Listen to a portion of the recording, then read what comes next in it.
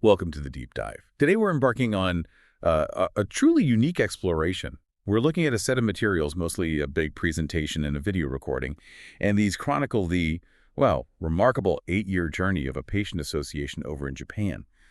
Our mission today really is to unpack the real-world experiences, the surprising insights, and maybe the profound lessons learned from building and then sustaining a community for people facing a pretty rare and challenging condition. Yeah, and what's so compelling, I think, is seeing how one person's, very personal health journey kind of blossoms into this collective thing. It really underscores the immense value, often underestimated, I'd say, of shared experience when you're navigating these complex health challenges. We're going to dig into what they discovered about resilience, about forging connection, and maybe redefining what support really means. Absolutely. And our main guide through all this is Mr. Ueda. He's an organizer of the Guillain-Barré syndrome support group in Japan. He kicked this whole thing off from a deeply personal place. He was a computer specialist, no major health issues before, until GBS hit him at 55. So his lived experience, that's really the bedrock of this whole deep dive. Oh. Okay, so to really appreciate this journey, maybe we should first understand the condition itself, a Guillain-Barré syndrome, GBS. For those listening who might not be familiar, what exactly is GBS? What's the immediate impact? Right. So GBS is it's a specific kind of neuromuscular disease. The body's immune system basically gets confused and attacks its own peripheral nerves. You can sort of think of it like the body stripping away the insulation, the myelin sheath around the nerve wiring. This mostly hits the motor nerve, so it leads to physical disabilities. But it can also mess with sensory and autonomic functions, things like heart rate, digestion, that sort of stuff. And the spectrum of impact can be quite severe, right? Oh. What are some of the biggest challenges patients might face? Oh, absolutely. It varies a lot, but yeah, the most acute cases, they actually require assisted ventilation, essentially needing an artificial respirator to breathe. Now, this level of severity, it only affects about 1 in a million people per year. 1 in a million. Wow. Yeah. So, put it in perspective, if you live somewhere like Tokyo's Itabashi ward, that's over 500,000 people. Finding someone else with that same severe condition in the same year, it's incredibly rare. So it really is a truly rare disease. Do you know roughly how many people are affected in Japan overall? The estimate for severe cases nationwide is around 5,000 to 6,000. And the onset, it's often really rapid. It can look like a stroke or maybe a heart attack, sudden paralysis, sometimes trouble breathing. But the recovery, that's highly variable and often incredibly slow. We're talking maybe years because it relies on the body's own nerves regenerating naturally. Yeah, the source materials really drive that home, that variability. You see everything from full recovery to needing a wheelchair or even, sadly, mortality. It's just a long, tough journey. Like Mr. Ueda himself, right? 10 months in the hospital, 2 years, just to get back to his normal weight. So think about that for a second. Imagine facing such a rare, debilitating condition. Suddenly isolated, maybe can't even leave your house. That intense isolation, that was really Mr. Ueda's starting point. What was his initial, push to create this group? Well, his motivation really came from two places, both very practical but also deeply personal. First, he just urgently needed to gather reliable information for his own care at home. He was totally new to the whole medical world. But second, and this was just as crucial, he wanted to break through that profound social isolation he felt, being pretty much housebound. Right. And did he just jump straight into forming a proper organization? Or how did this whole thing actually start on the ground? No, not at all, actually. He first looked around for an existing online forum, like a bulletin board, but the one he found was actually closing down. So using his background, he was a computer specialist. Remember, he just set up a Facebook group. That was back in November 2015. And he put a huge emphasis right from the start on making it a safe place, really fostering that psychological safety. It wasn't until July 2016, so several months later, that the more formal patient association was officially established. Okay, and this is where it gets really interesting, watching how it grew. That shift from just a Facebook group to something more formal. What were some of those key early steps, say in 2016, 2017, that really got them moving? Yeah, things moved pretty quickly. In 2016, they registered with rare disease support centers. They started holding regular exchange meetings, and they were already experimenting with hybrid formats, online and in person, right from the get-go. By 2017, they were holding monthly meetings in public spaces.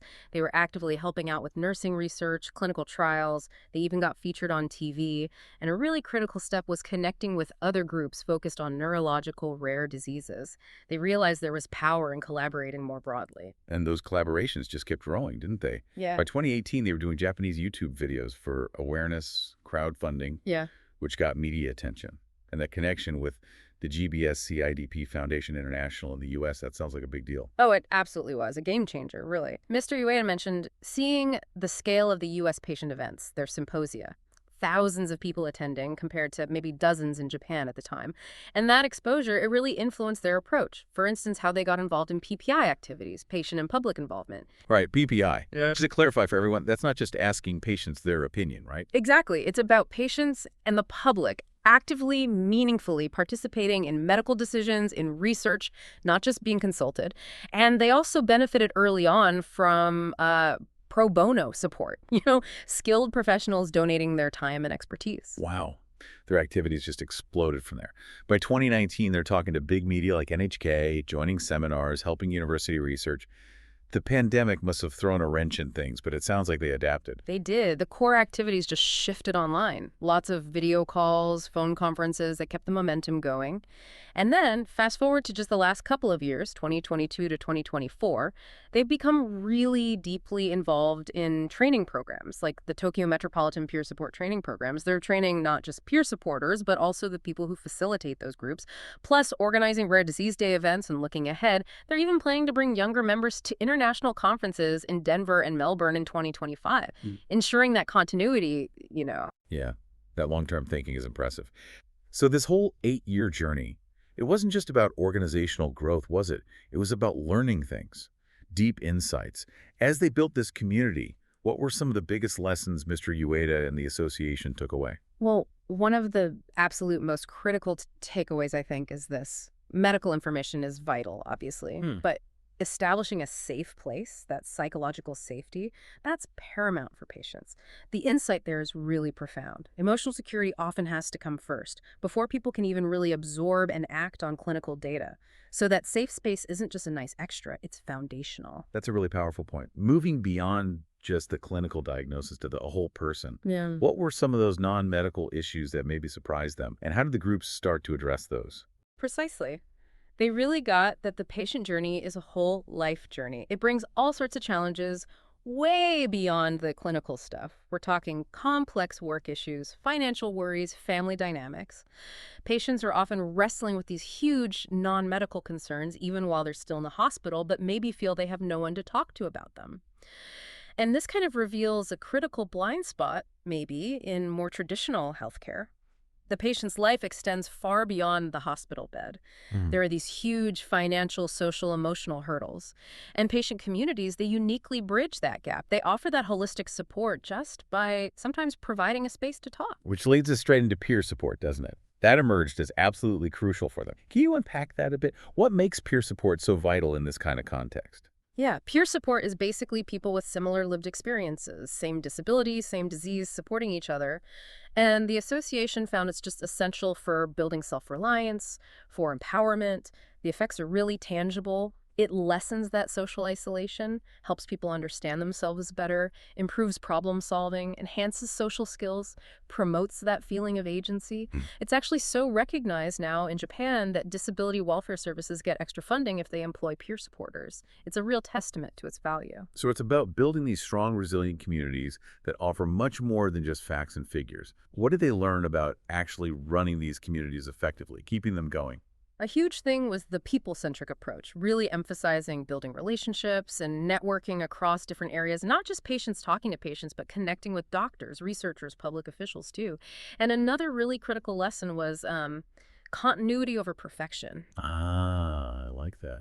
Yeah, the idea is don't get bogged down trying to make everything perfect. Just keep going. Consistently do what's achievable within your scope. Value the consistent effort more than, flawless execution. That's a great takeaway for almost any group, isn't it? Continuity over perfection.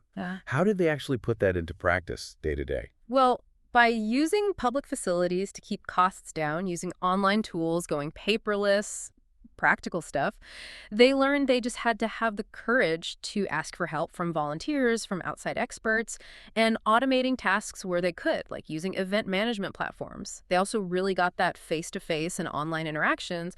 They both have pros and cons. They need different approaches to really build connection. And they even dug into some pretty advanced organizational ideas like teal organization and source principle. What are those about? Yeah, those are models that really push for self-management and for honoring the original vision, the source within a group. Mr. Ueda noted that his group runs with volunteers working pretty freely, quite autonomously.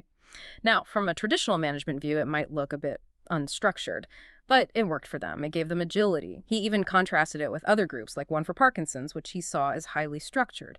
And he kind of linked that structure to the nature of Parkinson's itself. Interesting observation. Definitely. Okay, so beyond the structures and the lessons, there must have been some really personal, unforgettable moments that shaped their understanding. Can you share some of those? Oh, absolutely. There's some truly inspiring stories. One involved a patient already in his 70s who'd been bedridden for 2 years with GBS, but he recovered enough to run a 100-kilometer marathon. No way. Yes, and even in his 80s, he recently climbed Mount Fuji. That's incredible. And another patient, over 90 years old, also had a remarkable recovery and is super active online in their community. These stories, they don't just highlight individual strength, they show the sheer diversity of the human experience, the unexpected paths recovery can take. Those stories are amazing. True resilience. It makes you wonder, though, what else is going on beyond just the physical recovery? What intangible things fuel that? Well, it loops back to that safe place, that peer connection. For many, just knowing you're not alone, seeing others defy the odds, it provides a vital psychological boost. It gives them that emotional foundation to really engage with the physical rehab. But the association also uncovered some of the, let's say, more hidden challenges, things people don't often talk about. Oh, like Yeah. what were some of those less obvious, maybe unspoken realities that surfaced? Well, a significant one was how common delirium, hallucinations, even delusions can be among GBS patients, particularly during the acute phase. And what's really fascinating is patients often don't bring these up with their doctors. They worry they'll sound irrational or just won't be believed.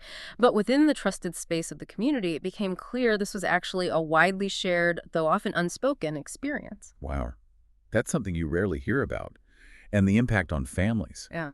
That must be immense, too, and maybe also hidden. Absolutely immense. The association realized that families supporting patients through those long hospital stays, they often become profoundly exhausted themselves. They can even face their own health crises or accidents due to the stress and strain. And there's often no specific structured support aimed just at these caregiver family members. They even saw, sadly, cases of divorce, often because a spouse just couldn't understand the invisible struggles, like the chronic fatigue that can linger long after the physical recovery seems complete. So it sounds like what started as pure consultation about GBS often broadened out into full-on life consultation. Precisely. It went way beyond just medical advice. They found themselves discussing divorce, navigating finances after illness, finding new kinds of employment, deeply personal stuff, and they faced internal hurdles too, of course. Burnout among the really dedicated patient advocates, even dealing with hurtful, anonymous comments online, sometimes sadly from other patients. It highlights the complexities of managing any community, really. Yeah, definitely complex. So given all these lessons, these challenges, these insights, what does it all point towards for the future? For patient communities like this one, especially for GBS, what are they aiming for?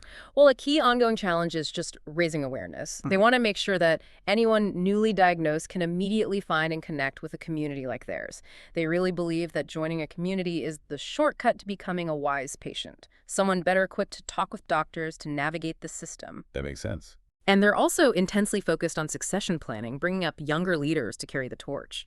Plus, leveraging technology more and more. Social media, online platforms. They're even experimenting with generative AI. They mentioned working on an experimental disability welfare chatbot, which could potentially offer instant personalized info and support. Wow, a chatbot. That's forward thinking. Hmm. And they also have ambitions to formalize things even more, looking at models like the U.S. Foundation. Exactly. They look at the GBSC IDP Foundation in the U.S., which has something like 35,000 members, largely because there are systems in place to connect patients to the community right from diagnosis. That kind of integration, that's a powerful vision for them. It really is. This whole deep dive, it just powerfully shows that experience is power. And that taking action, even when you're facing immense personal challenges, it opens doors, creates real collective strength. Mr. Ueda's favorite phrase, you mentioned it came up, if you build it, they will come. It's not just about membership numbers, is it? It feels like a call to create those spaces for connection, for understanding, for mutual support. Absolutely. And if you connect that to the bigger picture, it highlights this kind of beautiful paradox, doesn't it? That people who set out initially just to support others often find themselves incredibly supported in return. It becomes this reciprocal relationship, this dynamic exchange that builds resilience, builds collective strength, far more than any one person could manage alone. Which kind of leaves a question for you Yeah. listening right now. Where in your own life or maybe your work could you apply that power, the power of shared experience, of community building? Where might building it, creating that space, unlock some unexpected support or progress? If you want to dig deeper, we definitely recommend checking out some of the original sources we drew on, like No Laughing Matter or The Power of the Isolated Patient in Medicine. Thank you so much for joining us on this deep dive into the really inspiring world of patient advocacy and community building.